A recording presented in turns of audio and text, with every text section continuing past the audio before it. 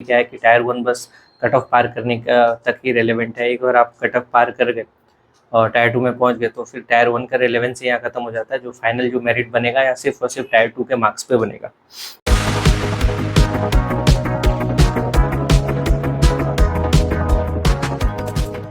नमस्कार साथियों, मेरा नाम है गौतम कुमार और आपका स्वागत है मेरे चैनल पे। उम्मीद है आप सब बढ़िया होंगे और एसएससी की तैयारी में बिल्कुल ज़ोरों शोरों से लगे होंगे। सो फाइनली सीजीएल 24 का नोटिफिकेशन आ चुका है और जैसा कि हम आरटीआई बैच से अंदाज़ा लगा रहे थे कि इस बार की वैकेंसीज काफ़ी सही रहने वाली हैं। सो अभी 18,000 के लगभग में वैकेंसीज टेंटेटिव वैकेंसीज बता दी गई हैं और टेंटेटिव का मतलब ये है कि ये फर्दर बढ़ने वाली हैं, तो अंदाजन 20,000 तो पार करेंगी ही करेंगी। सो ये बिल्कुल एक गोल्डन अपॉर्चुनिटी है सारे एस्पायरेंट्स के लिए। नए वालों को तो खैर जी जान से तैयारी करनी है क्योंकि उनके लिए भी एक अच्छा मौका है और जो पहले से तैयारी कर रहे हैं उसके लिए तो अभी नहीं तो कभी नहीं वाला मोमेंट है क्योंकि क्योंकि 2-2.5 गुना ज़्यादा बेसिकली आपकी इस बार वैकेंसीज़ हैं। सो कट ऑफ भी काफ़ी कम रहेगा। अगर आप एवब एवरेज अगर आपकी तैयारी है थोड़ी, सो बिल्कुल आपके लिए ही ये मौका है, तो इसको मिस नहीं करना है। तो अभी हम लोग नोटिफिकेशन के बारे में थोड़ा डिटेल में जानेंगे कि क्या क्या ध्यान रखने वाली चीज़ें हैं। फॉर्म भरते वक्त भी क्या क्या बातों का ख्याल रखना पड़ता है, क्योंकि मैंने देखा हुआ है काफ़ी मैंने अपने पहचान वालों को कि वे कुछ गलतियां कर देते हैं जो कि बाद में जाके वो काफ़ी महंगी पड़ती हैं। डीबी वगैरह के टाइम में जाके वो पता चलता है कि अच्छे खासे उनके मार्क्स थे, लेकिन एक गलती के कारण क्या है कि उनको डिसक्वालीफाई कर दिया गया। तो ये सब हमें ध्यान देना है कि किन किन चीज़ों से हमें बचना है, कहाँ कहाँ ध्यान रखना है हमें फॉर्म भरते समय और बाकी डिटेल्स फिलअप करते समय।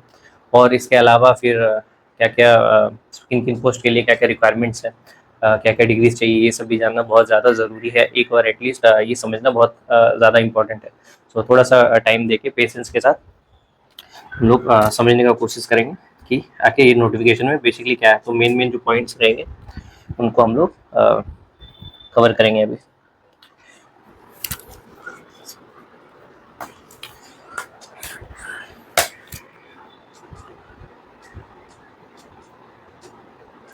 सो अभी मेरे हाथ में नोटिफिकेशन है। सो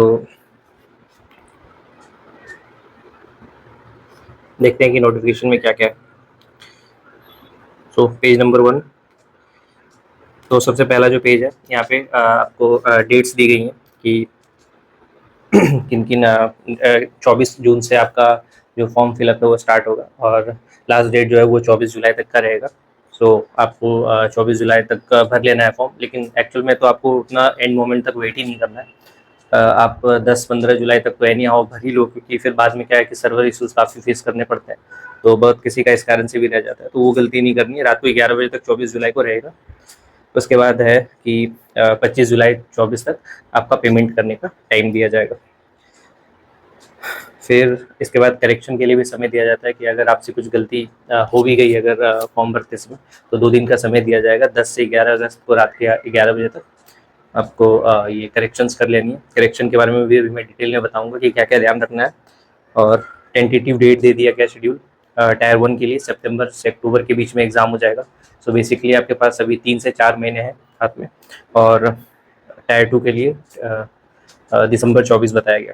सो सफिशिएंट टाइम है कि आप एक अच्छी तैयारी कर सको और खुद को अपना स्थापित कर सको एक बढ़िया पोजीशन में, तो इसके लिए सफिशिएंट टाइम है। बट आप यूटिलाइज करो बिल्कुल टाइम को बहुत अच्छे तरीके से। अभी कौन कौन से पोस्ट के लिए क्या क्या एज लिमिट है ये बताई गई है, आप देख सकते हो पेज नंबर 2 ऑफ नोटिफिकेशन।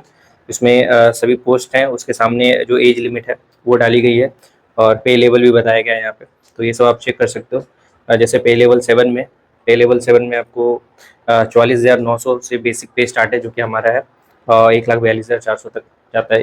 तो बेसिकली अगर 44,900 जो है वो आपका सैलरी नहीं है, ये बेसिक पे है। इसमें डीए जुड़ता है 50% ऑफ बेसिक पे, फिर एचआरए जुड़ता है 10-20-30% सिटीज़ के हिसाब से, तो फाइनल सैलरी फिर कुछ और बनती है।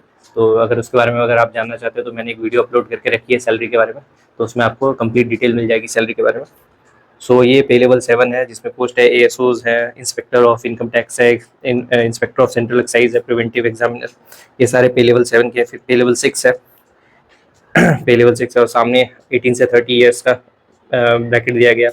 कुछ में 20 से 30 ईयर्स का है। तो आप देख सकते हो कि कौन कौन सा पोस्ट के लिए और आपका एज बैठ रहा है, यानी किसके लिए आप एलिजिबल हो और किसके लिए आप एलिजिबल नहीं हो। इसको एक बार देखना बहुत इंपॉर्टेंट है। तो आप नोटिफिकेशन डाउनलोड करके, मैं लिंक भी दे दूंगा, आप एक बार देख लेना है सबको। पे लेवल 5 में 18 से 27 साल का ब्रैकेट आता है सब। पे लेवल 5 एंड पे लेवल 4 18 से 27 साल का ब्रैकेट रहेगा सर। सो उसके लिए भी कौन कौन सा पोस्ट है, टीए है, अकाउंटेंट है, ऑडिटर है, ये सब आप देख सकते हो कि कौन सा एज ब्रैकेट क्या है और पे लेवल क्या है, ग्रुप कौन सा है, ये सब आप देख सकते हो यहाँ पे। उसके बाद वैकेंसीज एंड रिजर्वेशन के बारे में बात की गई। तो वैकेंसीज जो है tentative vacancies 17,727 vacancies as of now show कर रही है, जो कि टेंटेटिव है, तो ये बढ़ेंगी 20,000 प्लस तक तो एटलीस्ट जाना है। सो ये हो गया रिजर्वेशन के बारे में, कुछ कुछ बातें की गई यहाँ पे। फिर नेशनैलिटी के बारे में है कि या तो सिटीजन ऑफ इंडिया होना चाहिए, या subject of Nepal, subject of Bhutan. Age limit के बारे में बताया गया, 1 अगस्त 2024 आपका कट ऑफ डेट रहेगा, 1 अगस्त 2024। तो जो कि जिन पोस्ट में आप देखोगे पेज नंबर 2 पे जैसे एज ब्रैकेट दी गई है, तो जिसमें 18 से 27 ईयर्स है जिन पोस्ट के सामने, तो उनका जो बर्थ डेट होना चाहिए कैंडिडेट का, वो 2 अगस्त 1997 से 1 अगस्त 2006 के बीच में होना चाहिए, 18 से 27 वाले एज ब्रैकेट वाले पोस्ट में। फिर 20 से 30 साल का जो एज ब्रैकेट वाला पोस्ट है, उसमें 2 अगस्त 1994 से लेके 1 अगस्त 2004 के बीच में बर्थ डेट होना चाहिए आपका। 18 से 30 एज वाला जो आपका जो एज लिमिट वाला ब्रैकेट है, उन पोस्ट के लिए 2 अगस्त 1994 से 1 अगस्त 2006 के बीच में होना चाहिए डेट ऑफ बर्थ। और उसके बाद 18 से 32 साल के जो पोस्ट हैं, उसमें 2 अगस्त 1992 से 1 अगस्त 2006 तक के बीच में आपका डेट ऑफ बर्थ होना चाहिए। अब इसके बाद एज रिलैक्सेशंस भी है फॉर सर्टेन कैटेगरी, जैसे SC एंड ST के लिए 5 साल का एडिशनल ये आपका एज रिलैक्सेशन है, OBC के लिए 3 साल का है, फिर फर्दर PWD के लिए भी, एक्स सर्विसमैन के लिए। तो आप ये भी देख सकते हो पेज नंबर 5 पे। इसका डेट ऑफ बर्थ आप जब फाइल करोगे तो फॉर्म जब भरोगे तो डेट ऑफ बर्थ का खास ख्याल रखना है, वो 10th में जो आपने दिया हुआ है डेट ऑफ बर्थ उसी को फिल करना है, उसी से मैच किया जाता है आगे जाके। फिर एक और पोस्ट होता है JSO के लिए। JSO के लिए थोड़ा सा क्वालिफिकेशन में नीड होता है कि एक तो आपका जो ग्रेजुएशन होना चाहिए, नॉर्मल ग्रेजुएशन अगर है तो इंटर या इंटर के लेवल का जो है आपने एग्जाम दिया हुआ है, उसमें मैथ्स होना चाहिए और मैथ्स में 60% मार्क्स होने चाहिए एटलीस्ट, ये JSO के लिए। या फिर ग्रेजुएशन आपने किया है, बैचलर जो दिया है, उसमें एक पेपर आपका स्टैटिस्टिक्स का होना चाहिए। ये दोनों में से एक कंडीशन फुलफिल करना चाहिए, तब आप JSO के लिए एलिजिबल है। स्टैटिस्टिकल इन्वेस्टिगेटर ग्रेड 2 के लिए भी सेम है कि एक पेपर स्टैटिस्टिक्स का होना चाहिए बैचलर में, दैट्स इट।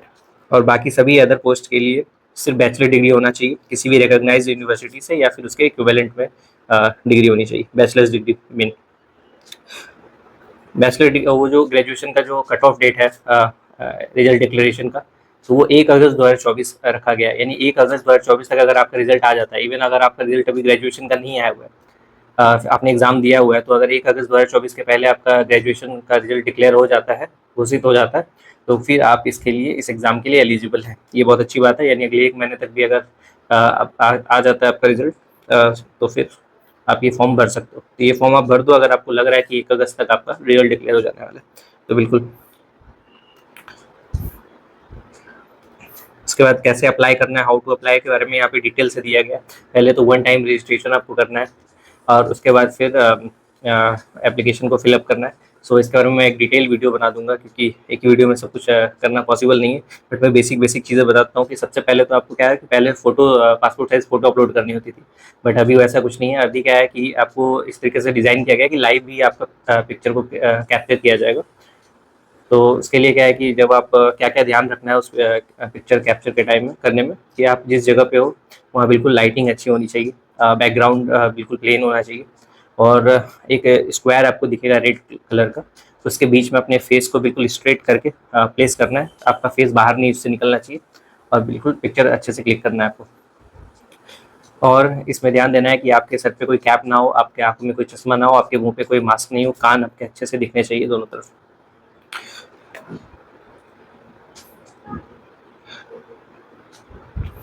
अगर आपके फोटोग्राफ अगर सही से नहीं आते तो इस बेसिस पे भी फॉर्म रिजेक्ट हुए हैं। तो फोटोज़ भी काफ़ी इंपॉर्टेंट होते हैं, तो ये सब का खास ध्यान रखिएगा। एप्लीकेशन फ़ी जो है वो 100 रुपीज़ है जनरल एंड OBC के लिए, बाकी सभी कैटेगरीज के लिए और वुमेंस के लिए ये एग्जेम्प्टेड है। और आपका जो फ़ी है वो बिल्कुल सक्सेसफुली पे हो जाना चाहिए, क्योंकि अगर आपका फ़ी अगर पे नहीं होता है तो वो एप्लीकेशन आपका इनकम्प्लीट माना जाएगा और आपको फिर कंसिडर नहीं किया जाएगा। फिर जो करेक्शन के लिए जो आपको विंडो दिया जा रहा है 10 अगस्त से 11 अगस्त, उसमें क्या क्या बातें ध्यान रखनी है आपको ध्यान से, वो आपको सिर्फ और सिर्फ 2 मौके मिलेंगे करेक्शन के लिए। पहला जो मौका होगा करेक्शन के लिए, उसके लिए फ़ी आपको 200 रुपीज़ पे करना पड़ेगा, जो नॉन रिफंडेबल हो। उसके बाद फिर फर्दर आपको फिर से नीड पड़ रहा है कि नहीं कुछ और गलतियाँ रह गई है, आप नोटिस कर रहे हो, तो फिर दोबारा भी आप कर सकते हो, 500 रुपीज़ फिर सेकेंड टाइम आपको लग जाएगा। सो 2 ही मौके मिलेंगे, तीसरा मौका आपको इसके लिए नहीं मिलेगा। तो ऐसा सिनेरियो ना बने, इसका खास ध्यान रखिए। फॉर्म बिल्कुल सावधानी से भरिए सारा डिटेल, कि ऐसा नीड ही ना पड़े करेक्शन का। फिर सेंटर्स के बारे में बताया गया, सेंट्रल रीजन में क्या क्या सेंटर्स हैं मध्य प्रदेश में। तो आपको 3 सेंटर्स चुनने के लिए बोला जाएगा, जो कि एक रेंज के अंदर ही आपको चूज़ करना है। तो आपको उन्हीं तीनों में से मोस्ट प्रोबेबली आपको मिलेगा एक सेंटर। फिर स्कीम ऑफ एग्जामिनेशन देखते हैं, तो टायर 1 और टायर 2 में एग्जाम होना है। टायर 1 में आपको 25-25 क्वेश्चन करके चारों में रहेंगे, math, reasoning, English and GK GS, और 50-50 मार्क्स पर क्वेश्चन, 2 मार्क्स होंगे, तो 200 मार्क्स, और 1 घंटे का आपको समय मिलेगा। और नेगेटिव मार्क्स रहेंगे 0.5। पहले क्या होता था कि टायर 1, टायर 2, टायर 3 सबके मार्क्स जुड़ते थे और उसके बेसिस पे आपका मेरिट बनता था, कट ऑफ निकलता था। लेकिन अभी क्या है कि टायर 1 बस कट ऑफ पार करने का तक ही रेलेवेंट है। एक बार आप कट ऑफ पार कर गए और टायर 2 में पहुंच गए, तो फिर टायर 1 का रेलेवेंस यहाँ खत्म हो जाता है। जो फाइनल जो मेरिट बनेगा या सिर्फ और सिर्फ टायर 2 के मार्क्स पे बनेगा। तो टायर 2 का देख लेते हैं कि कैसे रहेगा। तो टायर 2 का जो एग्ज़ाम रहेगा वो एक पेपर में रहेगा, जो 2 सेक्शन में बटा होगा, 1-1 घंटे का 2 सेक्शन में बटा होगा। पहला सेक्शन में क्या होगा कि 30 क्वेश्चंस मैथ्स के रहेंगे, 30 क्वेश्चंस रीजनिंग के रहेंगे। इसके लिए 1 घंटा का आपको समय मिलेगा और पर क्वेश्चन के 3 मार्क्स का वेटेज रहेगा। फिर सेक्शन 2 रहेगा इंग्लिश, 45 क्वेश्चंस, और जीए 25 क्वेश्चन, टोटल 70 क्वेश्चन इसके लिए 1 घंटे आपको दिए जाएंगे। तो टोटल आप देख सकते हैं कि 60 एंड 70